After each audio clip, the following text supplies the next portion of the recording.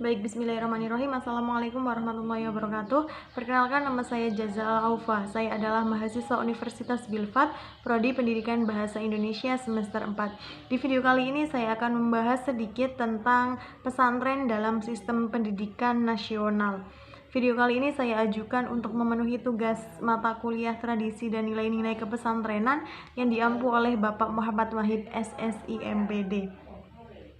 Baik, ada 4 poin penting dalam pembahasan video kali ini. Yang pertama yakni perkembangan pendidikan Islam pada masa Orde Baru. Yang kedua ada perkembangan pendidikan Islam pada masa Orde Reformasi.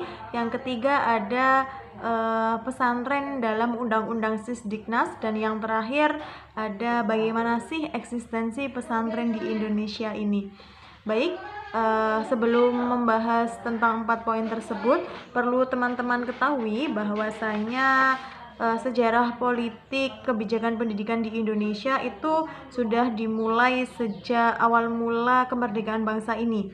Bahkan pergaulatan politik kebijakan tersebut sudah ada sejak pra-kemerdekaan, di mana pemerintahan di masa tersebut itu kolonial itu masih berkuasa. Nah, usaha untuk memajukan kualitas pendidikan di Indonesia selalu mengalami perkembangan pada setiap periodenya. Dapat dikatakan bahwa dinamika perkembangan kebijakan pendidikan di Indonesia telah mengalami banyak kemajuan, telah mengalami banyak perubahan, dimulai pada masa Orde Lama sampai dengan masa Orde Reformasi. Kita bahas yang pertama, yakni sistem pendidikan Islam pada masa Orde Baru.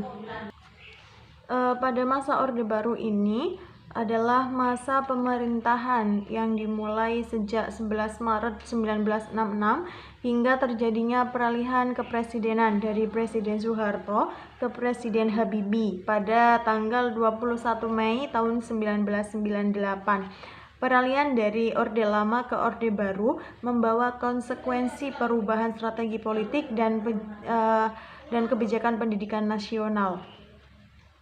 Pada dasarnya, Orde Baru adalah suatu korelasi total terhadap Orde Lama yang didominasi oleh PKI dan dianggap telah menyelewengkan Pancasila. Masa Orde Baru ini bisa disebut juga sebagai Orde Konstitusional atau Orde Pembangunan, yakni bertujuan untuk membangun manusia seutuhnya dan menyeimbangkan antara rohani dan jasmani untuk mewujudkan kehidupan yang lebih baik lagi. Perkembangan pendidikan Islam pada masa Orde Baru ini setahap demi setahap mengalami perkembangan yang cukup signifikan. Di antaranya, lembaga-lembaga pesantren mulai mendirikan madrasah dalam sistem pendidikannya.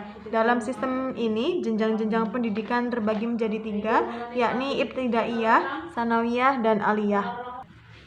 Baik, poin yang kedua yakni perkembangan pendidikan Islam pada masa Orde Reformasi. Lahirnya Orde Reformasi yang diikuti dengan kondisi sosial politik yang tidak stabil mengakibatkan upaya pembenahan dan demokratisasi di semua bidang mengalami kendala atau setidaknya terhambat lajunya, tidak seperti apa yang diharapkan dan tergambarkan setelah reformasi. Pada masa reformasi ini, pemerintahan lebih memfokuskan di sosial politiknya, sehingga tenaga dan pikirannya terforsir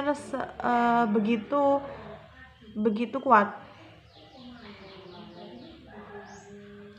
Pemerintah pada awal masa reformasi ini banyak terfokus pada sosial politik, yang mana kondisi tersebut belum sepenuhnya terdefinisikan. Konsepnya masih belum maksimal, sehingga gelora reformasi yang begitu tinggi terutama dalam bidang sosial politik justru menjadi persoalan karena bangunan arahnya yang belum jelas.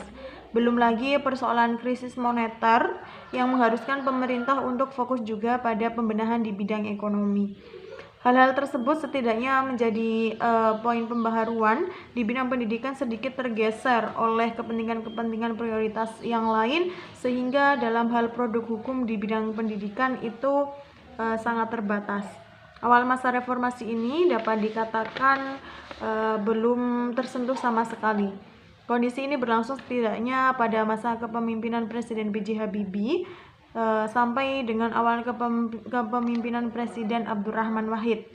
Nah, baru pertengahan di kepemimpinan Abdurrahman Wahid dan kepemimpinan Presiden Megawati Soekarno Putri, bidang pendidikan mendapatkan perhatian. Hal ini salah satunya dapat dilihat pada produk kebijakan yang tertuang dalam Surat Keputusan Bersama tentang Sistem Pendidikan Nasional. Selanjutnya yakni pesantren dalam Undang-Undang Sisdiknas. Adapun munculnya Undang-Undang Sisdiknas Nomor 20 Tahun 2003 ini merupakan jawaban atas tuntutan reformasi sistem pendidikan yang diatur dalam Undang-Undang Nomor 2 Tahun 1989 dirasa masih belum mewakili amanat kemerdekaan yang tertuang dalam Undang-Undang Dasar 1945.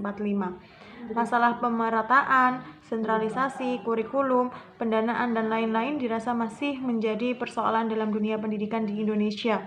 Itulah sebabnya diberlakukan payung hukum kebijakan untuk mengatasi persoalan-persoalan tersebut. Dan Undang-Undang Sisdiknas Nomor 20 Tahun 2003 ini dirasa menjadi payung hukum yang paling lengkap dan merupakan upaya untuk merealisasikan amanat yang ada dalam Undang-Undang 1945. Nah, sebagai negara yang mayoritas penduduknya beragama Islam, Undang-Undang Sisdiknas Nomor 20 Tahun 2003 ini juga merupakan angin segar bagi keberlangsungan pendidikan Islam di Indonesia.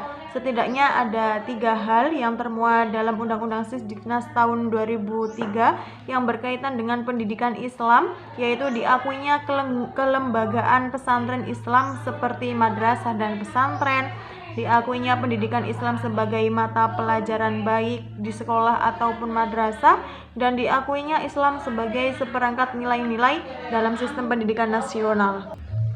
Baik, yang terakhir ada bagaimana sih eksistensi pesantren di Indonesia.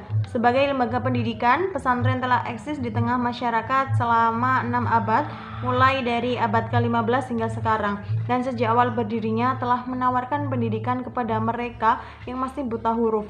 Pesantren pernah menjadi satu-satunya institusi pendidikan milik masyarakat pribumi yang memberikan kontribusi yang sangat besar dalam membentuk masyarakat melek huruf atau literasi dan melek budaya atau kultural literasi.